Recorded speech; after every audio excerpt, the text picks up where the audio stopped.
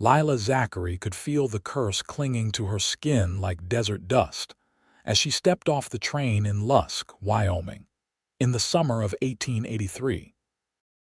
3 dead fiancés and a trail of misfortune following her from Boston had convinced her that she was meant to live alone, destined to bring death to anyone who dared love her. The whistle of the departing train echoed behind her as she clutched her small leather suitcase, the only possession she hadn't lost along her journey west.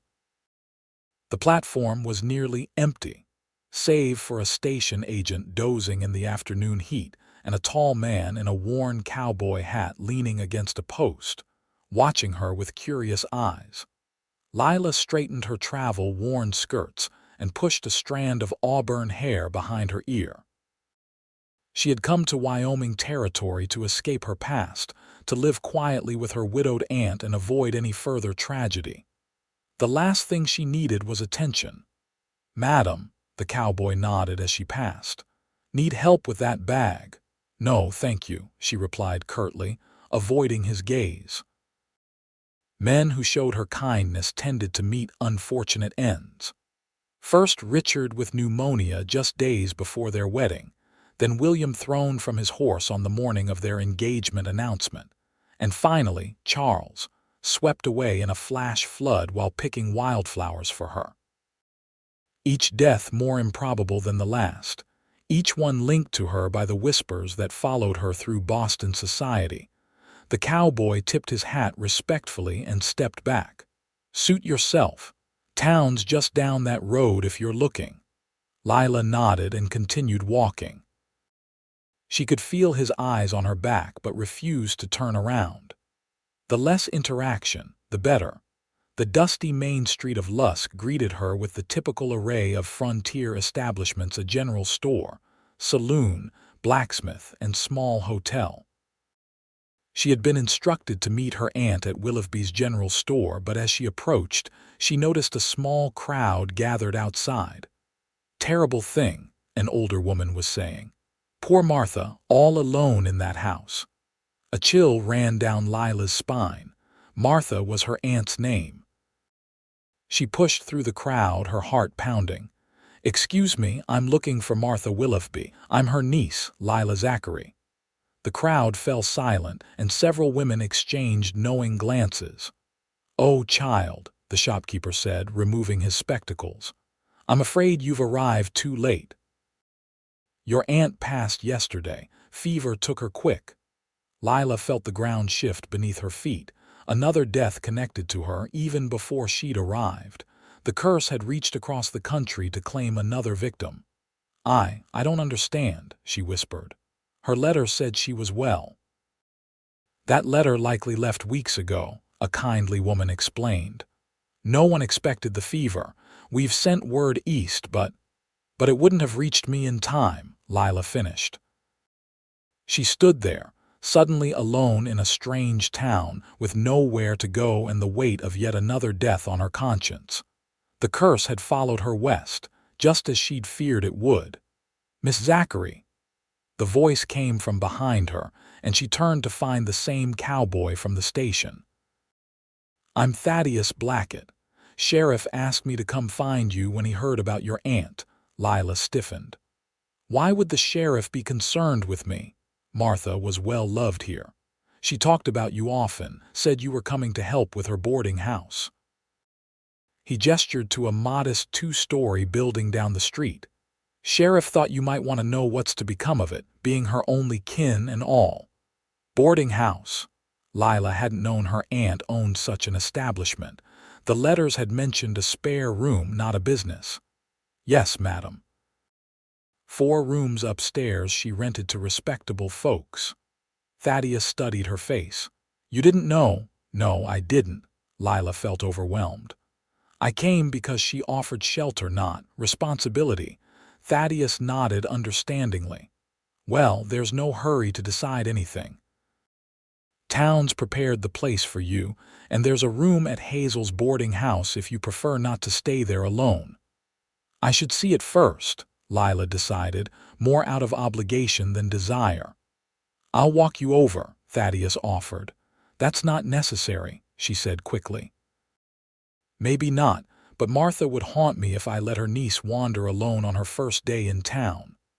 He smiled, revealing a dimple in his left cheek. "Besides, I was her handyman, know the place better than most." Reluctantly, Lilah allowed him to carry her suitcase and guide her to the boarding house. It was a simple structure with a welcoming porch and neat curtains in the windows. Nothing fancy, but solid and clean. "Your aunt kept a nice place," Thaddeus said as he unlocked the front door. "Folks around here trusted her. She never turned away anyone decent who needed a roof." The interior was modestly furnished but homey. A small parlor with a fireplace, a dining room with a large oak table, and a kitchen with a cast iron stove.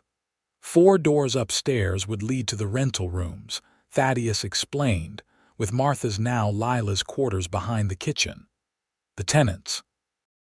Lilah asked, dreading the responsibility. "All found other arrangements after she passed, out of respect. No one wanted to pressure her family about continuing the business." Lilah nodded, relieved. "I won't be staying long enough to reopen it. Once I settle her affairs, I'll likely return east." Thaddeus raised an eyebrow but didn't comment. "Well, there's food in the pantry and firewood out back. Sheriff keeps an eye on the place at night. Thank you for your help, Mr. Blackett." Lilah extended her hand formally. He shook it gently. "Most folks call me Tad." "Thank you, Mr. Blackett," she repeated, withdrawing her hand. Familiarity wasn't something she could afford. He studied her face for a moment. "You know, Miss Zachary, Lusk isn't Boston. People here look out for each other." "I'm aware of the differences," she said stiffly. "Good day." After he left, Lilah explored the house that was suddenly hers. In her aunt's bedroom, she found a small desk with correspondence neatly filed. Among the papers was a letter addressed to Lilah, sealed but never sent. With trembling fingers, she opened it. "My dear Lilah, if you're reading this, I've gone to meet our Maker before your arrival. Don't fret about it. At 67 years, I've lived a full life. What concerns me is you, my dear. Your mother's letters speak of your troubles and the ridiculous notion that you bring misfortune to others. Nonsense, child. There is no curse but the one we place upon ourselves through fear. Come to Lusk anyway. The boarding house is profitable and respected. Make a new life here where no one knows your past. Find happiness again. With love." Aunt Martha. Lilah sank onto the bed, tears flowing freely. Her aunt had known about the curse and dismissed it, and now she too was gone. That night, Lilah lay awake in her aunt's bed, listening to the unfamiliar sounds of the Wyoming night. She'd made a mistake coming here. The curse had simply followed her, claiming Martha before Lilah even arrived. She would settle the estate quickly and move on, perhaps further west, to some remote place where she could harm no one. The next morning brought the funeral. Despite having only arrived the previous day, Lilah found herself surrounded by townspeople offering condolences and stories about her aunt. Martha had been beloved in Lusk, it seemed. The support should have been comforting, but each kind word only reinforced Lilah's conviction that she needed to leave before anyone else was harmed. After the burial, Sheriff Collins approached her. "Miss Zachary, Martha's will is straightforward. The house and business are yours, free and clear. She was quite explicit that you should have a fresh start here." "That's very kind, but I don't think, just consider it," he interrupted gently. "No need to decide today." As the crowd dispersed, Thaddeus Blackett lingered nearby. He'd been respectfully distant during the service, but now he approached with his hat in his hands. "Miss Zachary, I hope you don't mind, but I took the liberty of checking the boarding house roof yesterday. Spring rains left a small leak that needs fixing. I'd be happy to see to it tomorrow." "That won't be necessary," Lilah said. "I won't be reopening the business." Thaddeus frowned. Even so, you'll need a sound roof while you're here. No charge. I promised your aunt I'd keep an eye on things." Before she could protest further, an elderly woman interrupted. "Miss Zachary, I'm Edna Woodbury. Your aunt handled my accounts at the bank. We should discuss the transition." Suddenly, Lilah was surrounded by well-meaning townspeople, each with some connection to her aunt, each expecting Lilah to step into Martha's shoes. By the time she extracted herself and returned to the boarding house, her head was spinning. She sat at the kitchen table, overwhelmed. The curse would touch all these good people if she stayed. She began drafting a letter to her mother, explaining her plan to sell the property and continue west. A knock at the door interrupted her thoughts. Thaddeus stood on the porch, holding a covered dish. "Mrs. Patterson thought you might not feel like cooking," he explained. "It's venison stew. Thank you, but I'm not hungry." Lilah tried to close the door, but he held out the dish insistently. "Folks here take care of each other, Miss Zachary. You can turn away help, but it won't stop them from offering it." Something in his steady gaze made her accept the dish. "Thank you. You're welcome." He hesitated. "You know, your aunt talked about you often. Said you were strong-minded but carrying some burden she wished you'd set down." Lilah tensed. "My aunt was kind but didn't know everything about me." "Fair enough." He nodded respectfully. "I'll be by tomorrow about that roof." Before she could refuse again, he was gone, leaving Lilah staring after him with a mixture of frustration and reluctant gratitude. The stew was delicious, and despite her intentions to keep her distance, Lilah found herself accepting more community kindness in the following days. Mrs. Peterson from the Mercantile extended credit, as she'd done for Martha. Reverend Miller helped sort through her aunt's legal papers. Sheriff Collins checked on her each evening. And Thaddeus Blackett fixed the roof, then the loose porch step, then the sticking kitchen window, all while maintaining a respectful distance that somehow made his presence less threatening. "Why do you keep helping me?" Lilah finally asked him a week after her arrival, as he split firewood in the yard. He set down the axe and wiped his brow. "Because it's what neighbors do. And because your aunt was good to me when I first came to Lusk with nothing but a bad reputation and a desire to start over." "You had troubles." Lilah couldn't imagine this steady, reliable man having a checkered past. "More than my share." He stacked the split logs neatly. "I rode with some rough men for a while after the war, did things I'm not proud of. Your aunt was the first person in 3 states who offered me honest work instead of a suspicious glance." Lilah considered this. "And people here trust you now. Took time, took proving myself, but yes." The implication hung between them that Lilah too might find acceptance here, might rebuild a life free from Boston's judgments. But Thaddeus didn't know about the curse. That night, Lilah dreamed of her dead fiancés, all 3 standing at the foot of her bed, water dripping from Charles's clothes, William's neck bent at an unnatural angle, Richard's face blue from lack of air. She woke gasping, convinced more than ever that she had to leave. She began preparations to sell the boarding house, meeting with the bank manager to discuss arrangements. News traveled fast in small towns, and by afternoon, Thaddeus was at her door. "Heard you're selling," he said without preamble. "Yes, it's for the best." "Is it?" He leaned against the porch rail. "Your aunt wanted you to have a home here." "My aunt didn't understand my circumstances."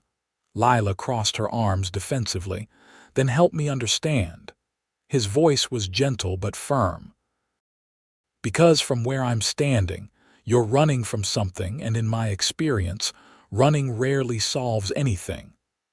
Lilah hesitated. No one in Lusk knew about her past.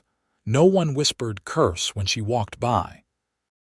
For a moment, she was tempted to unburden herself to this straightforward man with kind eyes.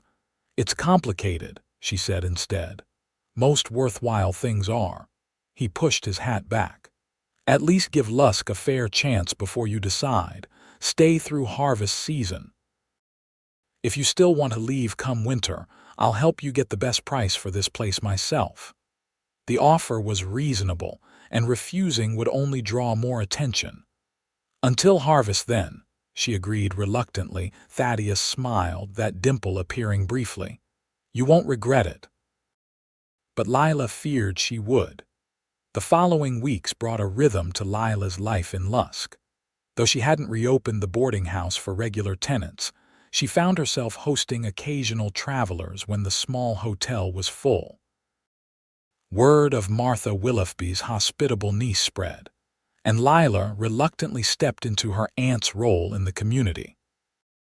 She helped at church socials, joined the ladies' sewing circle, though her stitches were clumsy compared to the frontier women's practiced hands, and gradually learned the stories of her neighbors. Mrs. Patterson had lost 2 sons in the war. Reverend Miller had come west after his Philadelphia congregation rejected his progressive ideas.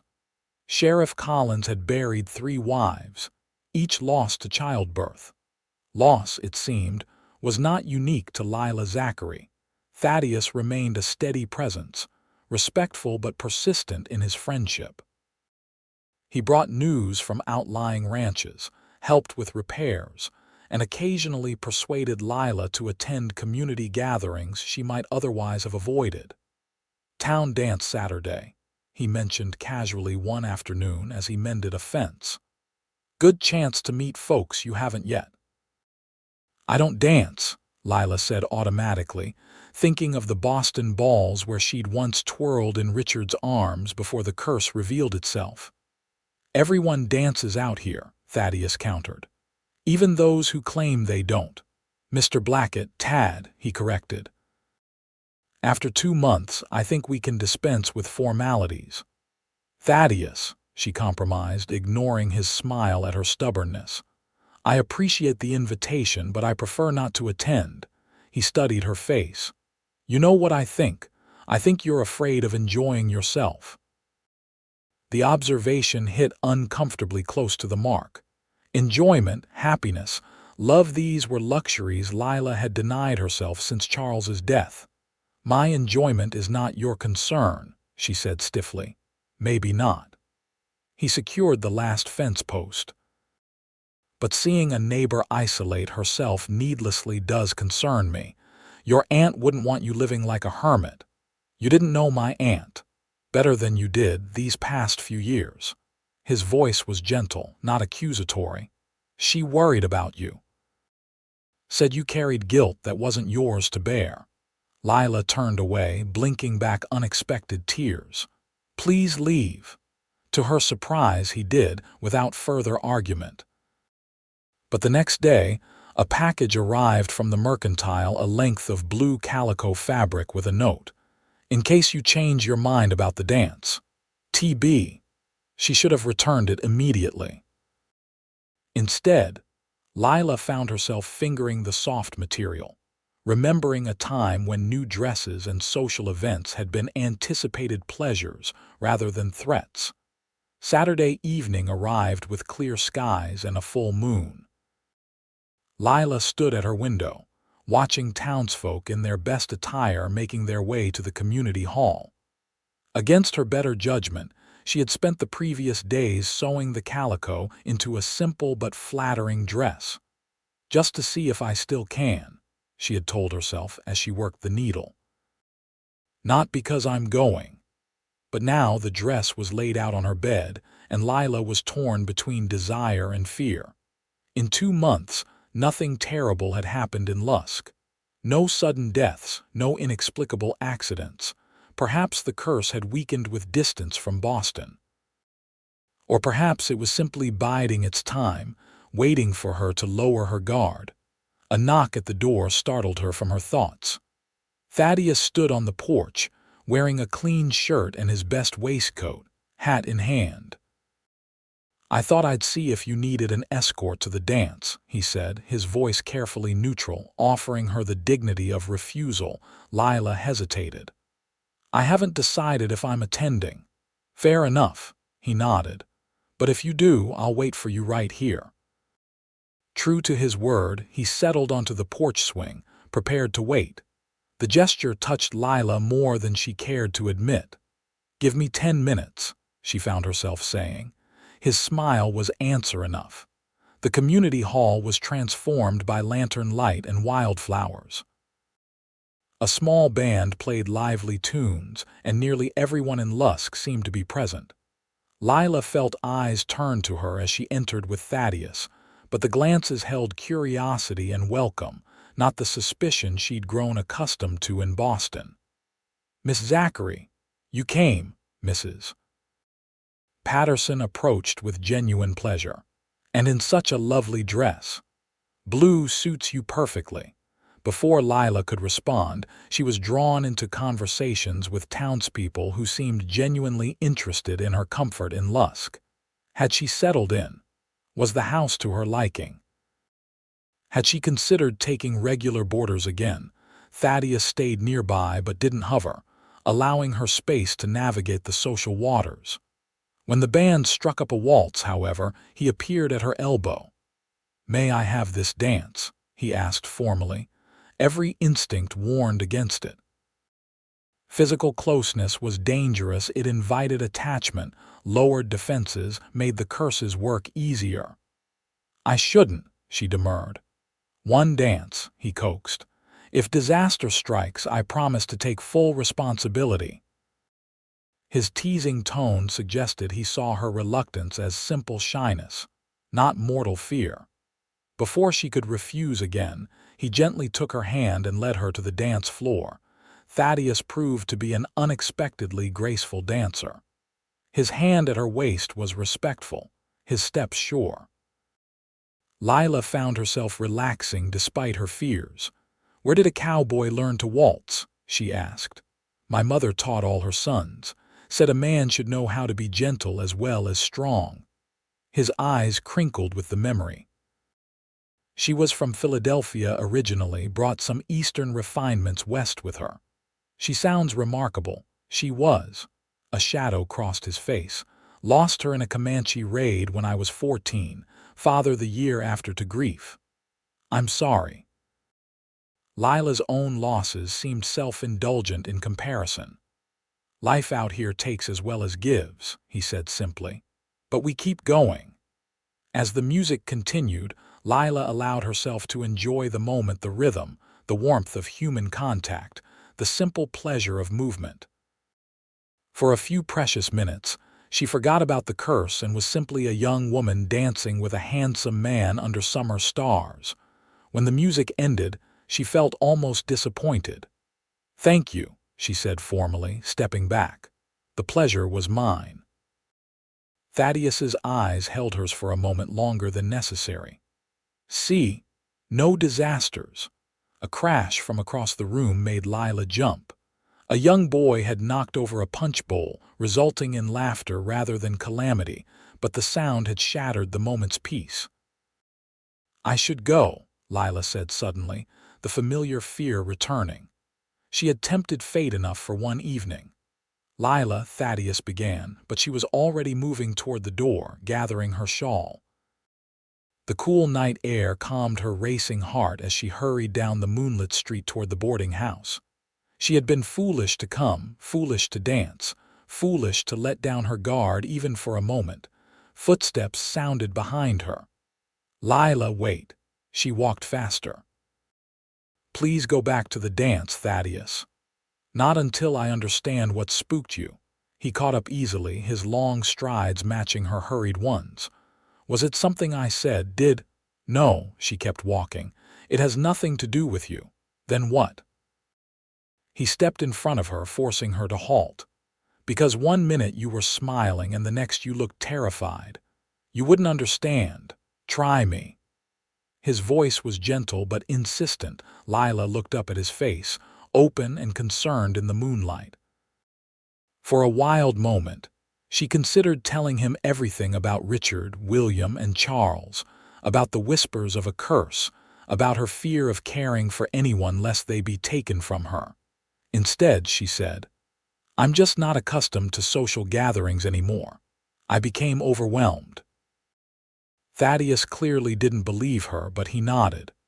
At least let me see you safely home. They walked in silence, the distant sounds of the dance fading behind them. At her door, Lilah turned to thank him, only to find him studying her with an intensity that made her breath catch. "Whatever you're running from," he said quietly, "it doesn't define you. Not unless you let it." Before she could respond, he tipped his hat and melted into the darkness, leaving Lilah with the unsettling feeling that Thaddeus Blackett saw far more of her truth than she had revealed. The dance marked a turning point. Though Lilah maintained her caution, she found herself gradually accepting more invitations, church socials, community picnics, even a quilting bee where her clumsy stitches became a source of good-natured teasing. And always, Thaddeus was nearby, respectful but attentive, offering friendship without pressure.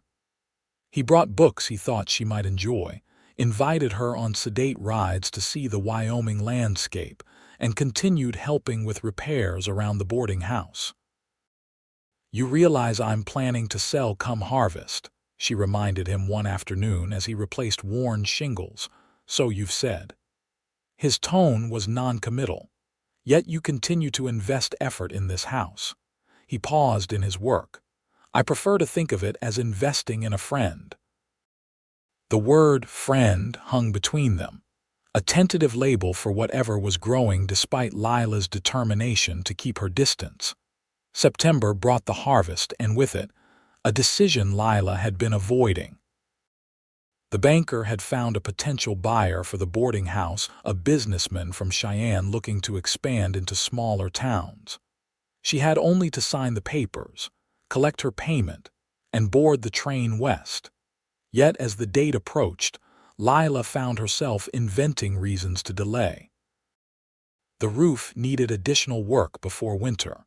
The garden should be properly harvested.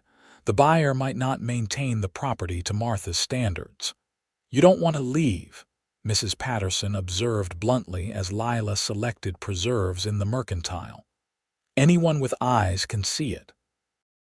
"It's not that simple," Lilah protested, "isn't it? You've made friends here, the boarding house is profitable, and a certain cowboy looks at you like you hung the moon." The older woman smiled knowingly. "Seems simple enough to me." But Mrs. Patterson didn't know about the curse.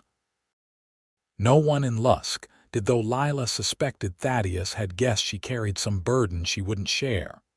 The day before she was to meet the buyer, a late summer storm blew in from the mountains.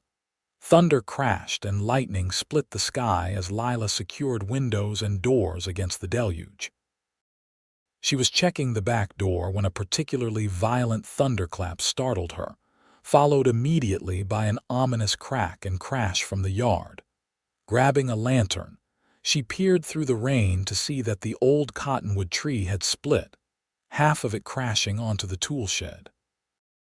As she watched in dismay, a figure on horseback approached through the downpour. "Lilah," Thaddeus called, dismounting quickly. "Are you all right?" "I'm fine," she shouted over the storm. "But the shed, don't worry about that now. Get back inside before you're soaked through." They retreated to the kitchen, where Lilah quickly stoked the fire and brought towels for Thaddeus, who was drenched to the skin. "What were you doing out in this weather?" she demanded, handing him a cup of hot coffee, checking on outlying homesteads. He accepted the cup gratefully. "These sudden storms can be dangerous. Wanted to make sure you were safe too." The simple declaration warmed her more than the coffee. "Well, I appreciate the concern, but you shouldn't have risked yourself." Thaddeus smiled, that familiar dimple appearing. "Getting wet won't kill me." "You don't know that," she muttered, thinking of Richard's fatal pneumonia caught after escorting her home in a rainstorm. "Actually, I do." He sipped his coffee. "I've survived worse than a Wyoming thunderstorm."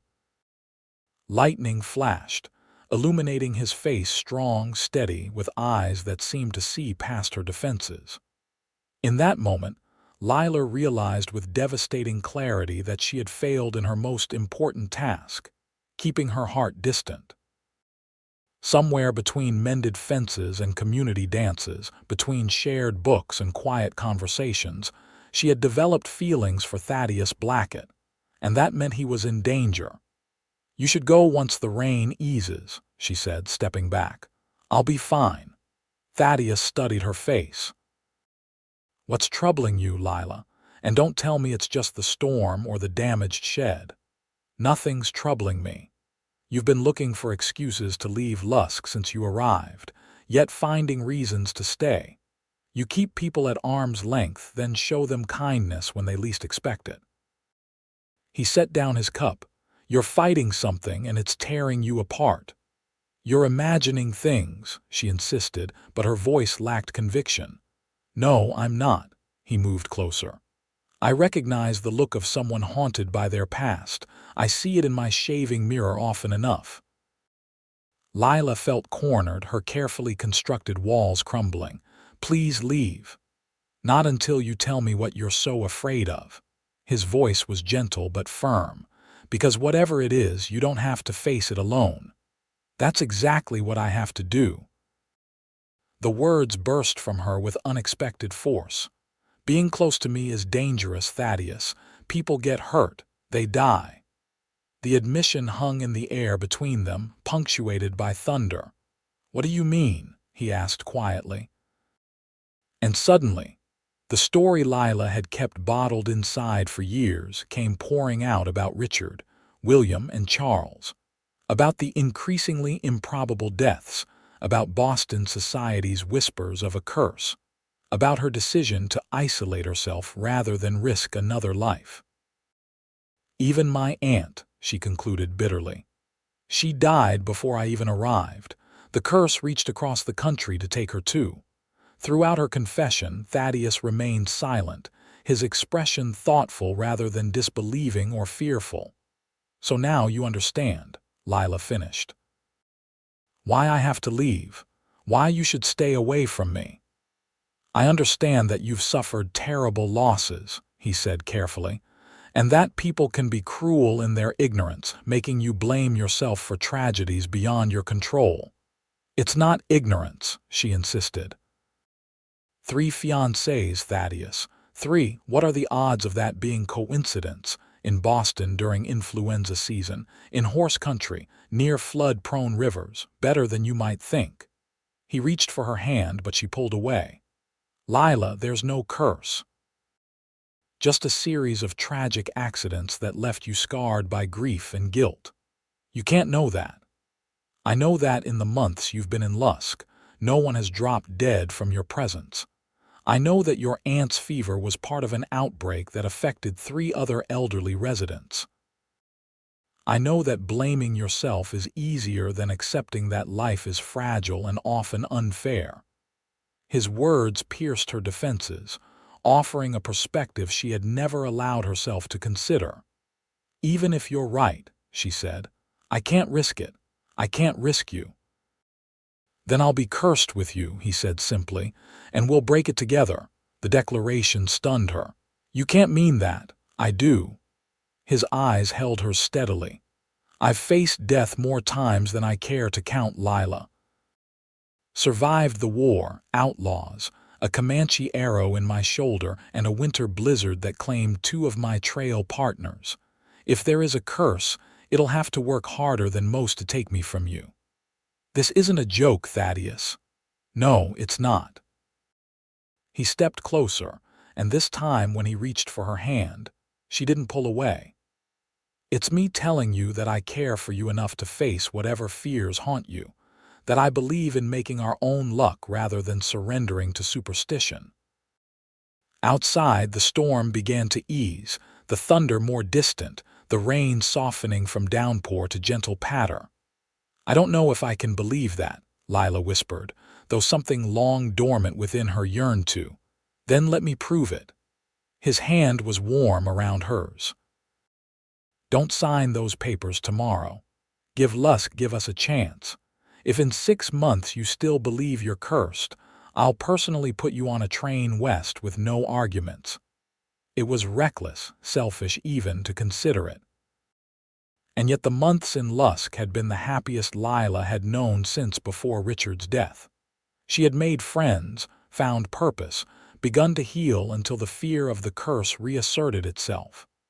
6 months, she agreed hesitantly. But at the first sign of trouble, we'll face it together, Thaddeus finished. The way neighbors do in Lusk. The next morning, Lilah informed the banker she was no longer interested in selling the boarding house. Instead, she began accepting regular tenants again, gradually stepping into the community role her aunt had hoped she would fill.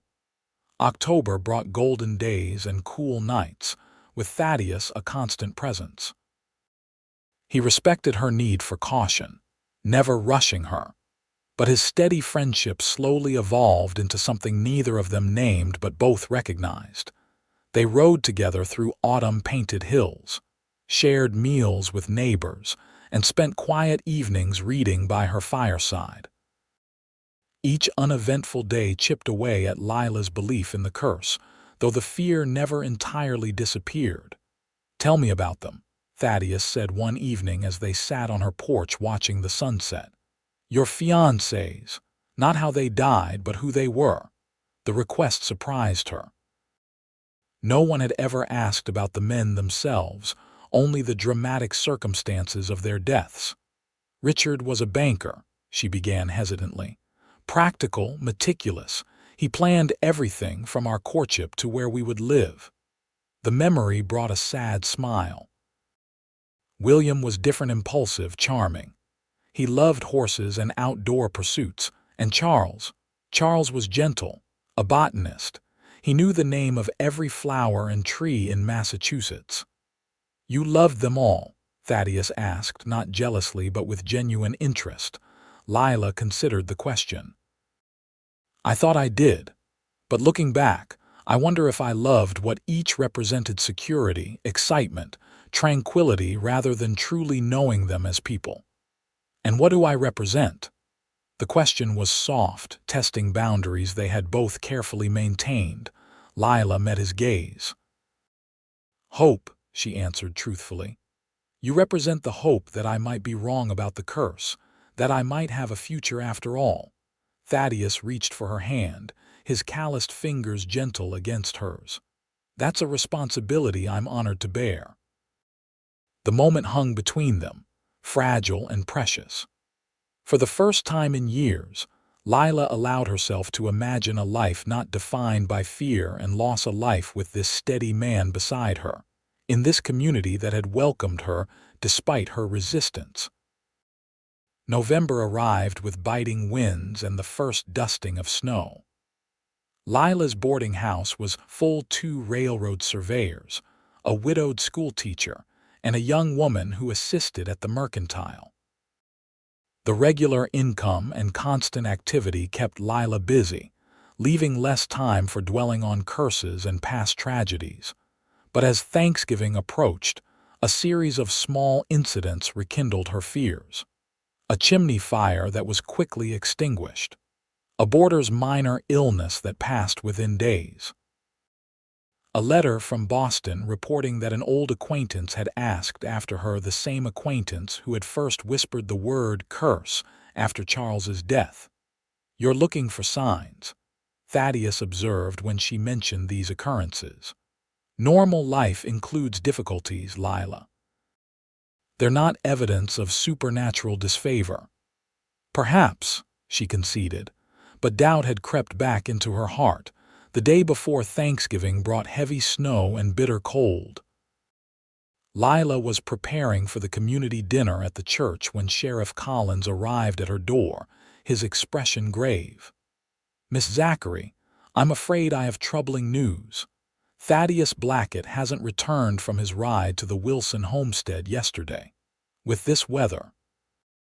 He gestured to the swirling snow. Lilah felt the blood drain from her face. "A search party, already organized, will head out at first light if he hasn't returned by then." After the sheriff left, Lilah sank to her knees, overwhelmed by familiar terror. The curse had waited, biding its time until she believed herself safe, until she had allowed her heart to open. Now it had claimed Thaddeus, lost in a Wyoming blizzard because he had dared to care for her. Through the long night, Lilah alternated between prayer and despair. By morning, with no word of Thaddeus and the blizzard intensifying, she made a decision. Curse or no curse, she would not sit idle while he was in danger.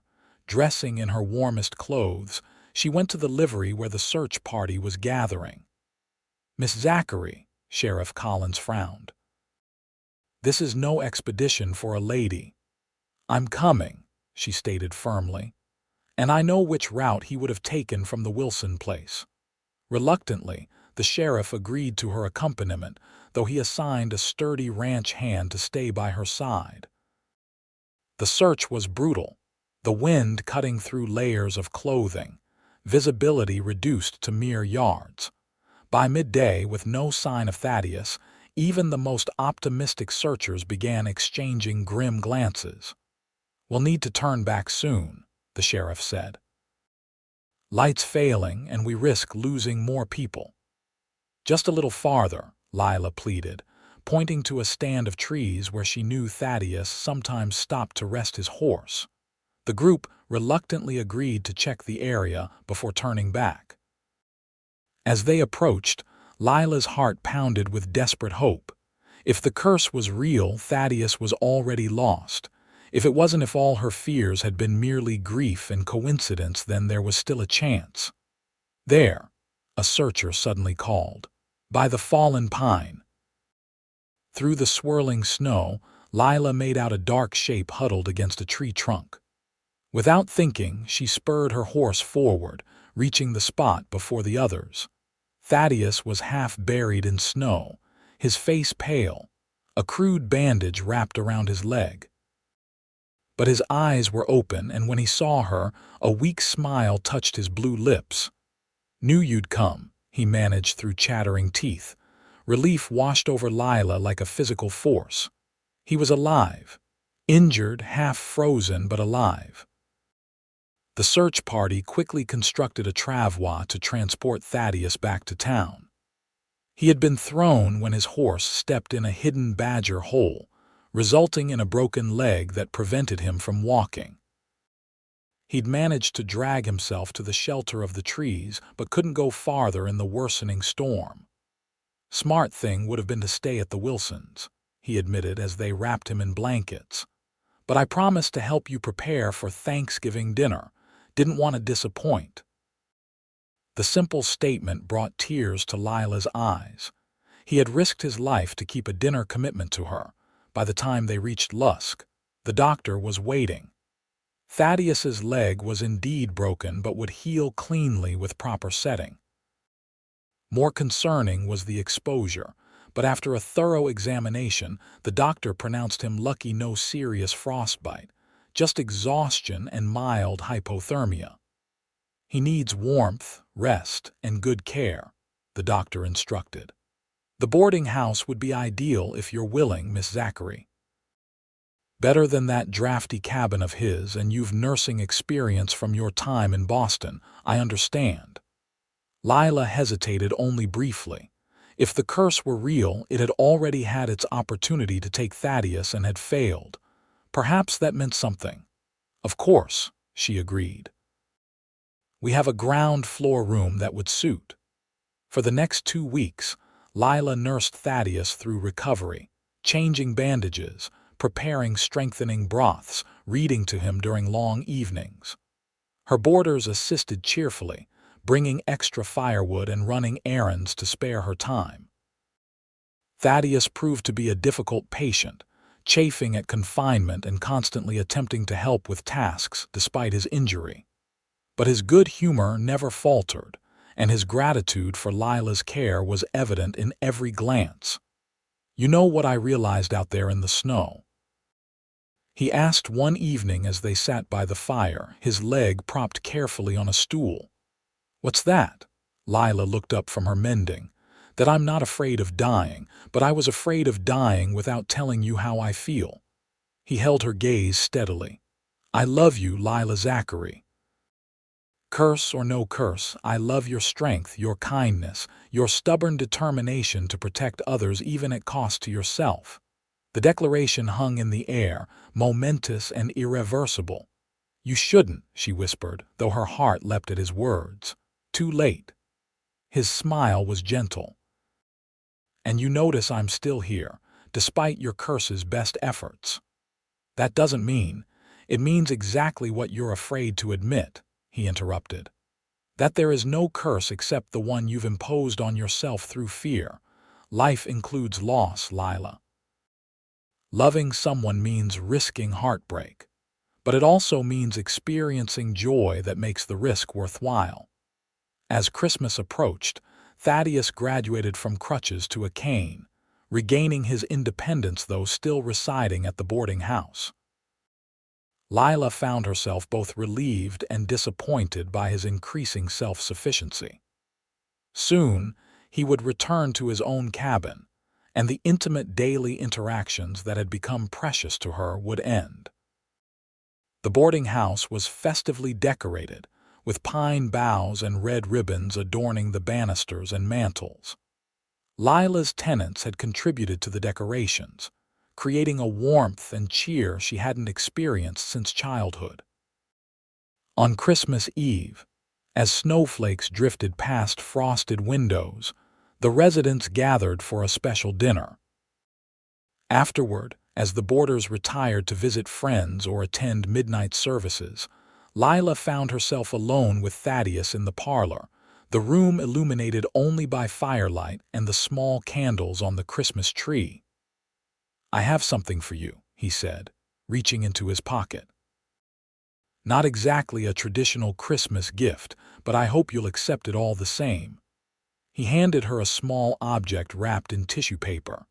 Unwrapping it carefully, Lilah found a simple silver ring set with a small pearl. "It was my mother's," Thaddeus explained.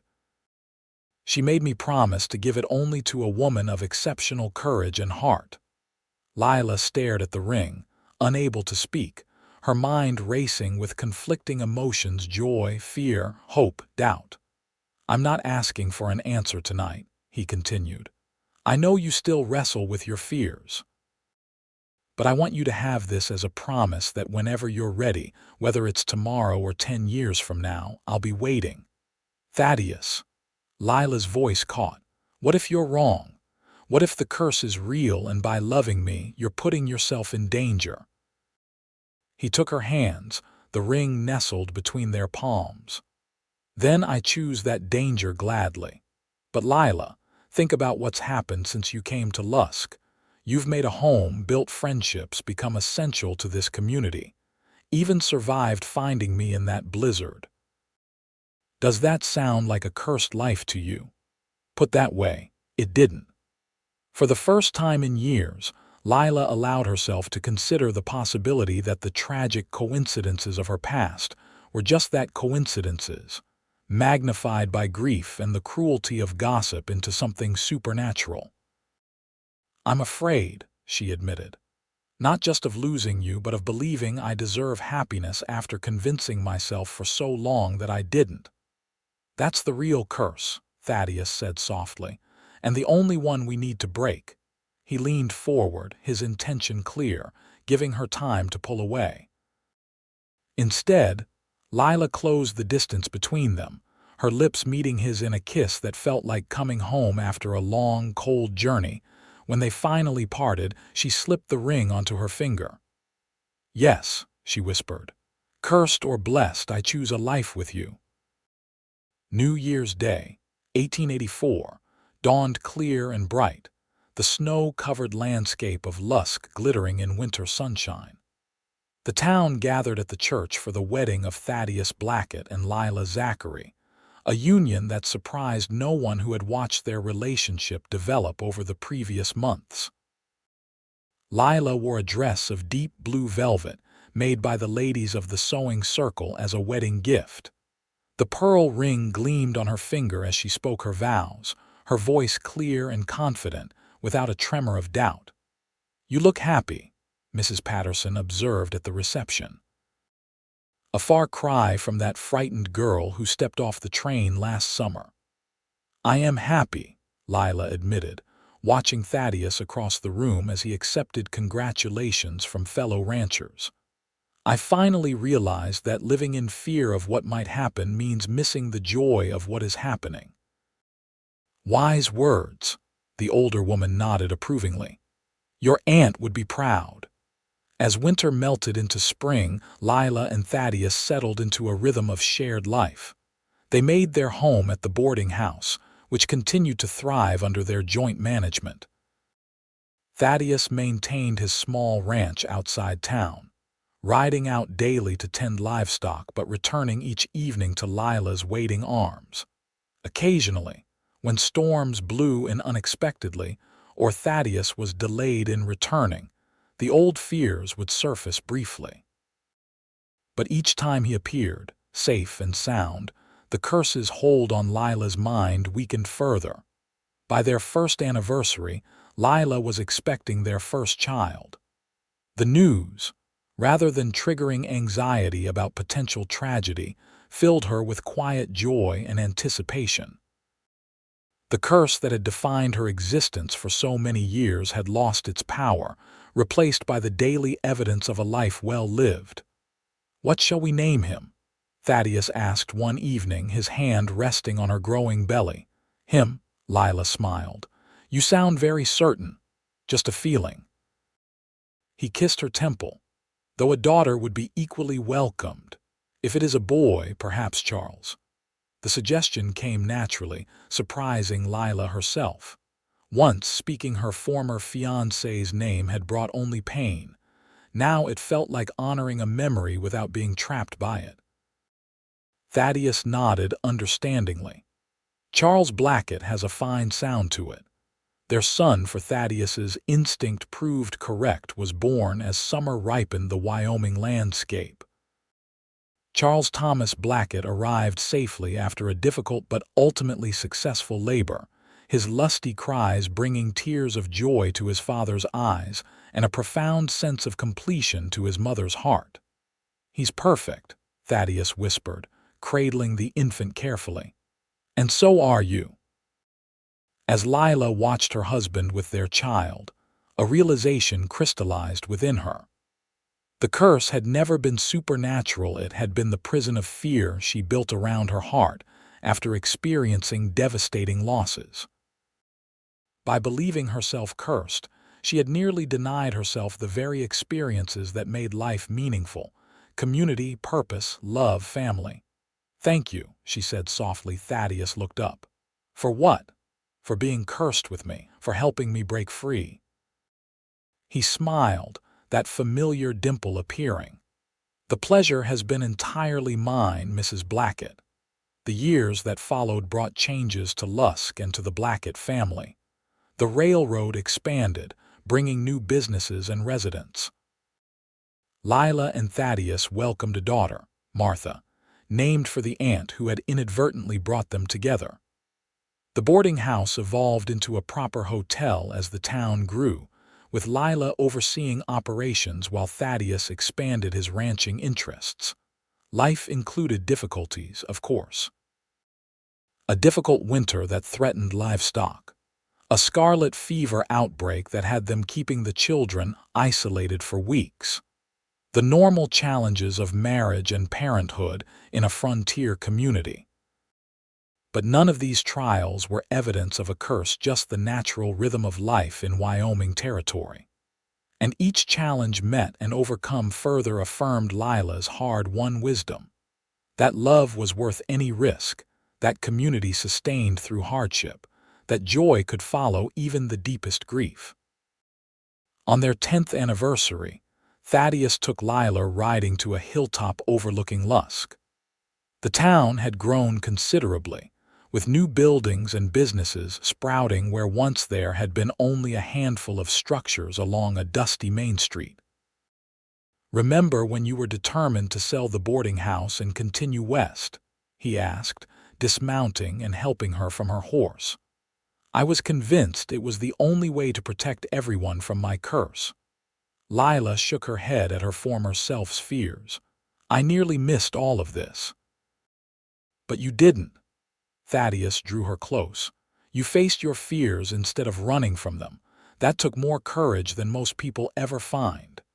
They stood together watching the sunset paint the Wyoming sky in spectacular colors, their horses grazing contentedly nearby. "You ever regret it?" Lilah asked suddenly. "Tying your fate to a woman who believed herself cursed." Thaddeus turned her to face him, his eyes as steady and true as they had been that stormy night when he declared he'd be cursed with her. "Not for a single moment," he answered. "The only regret would have been letting you leave without fighting for what we could have together." As twilight deepened around them, Lilah rested her head against her husband's chest, listening to the strong, steady heartbeat that had proven more powerful than any curse real or imagined. The girl who had arrived in Lusk convinced she brought only death was now a woman surrounded by life, children, community, purpose, love. The curse was broken, not by magic or divine intervention, but by the simple, revolutionary act of choosing hope over fear, love over isolation, life over merely existing. And in that choice, Lilah had found not just freedom from the past but a future more blessed than she had ever dared imagine. Hand in hand, they rode home through the gathering darkness, toward the lights of Lusk and the waiting embraces of their children. Whatever challenges tomorrow might bring, they would face them together not cursed, but blessed beyond measure.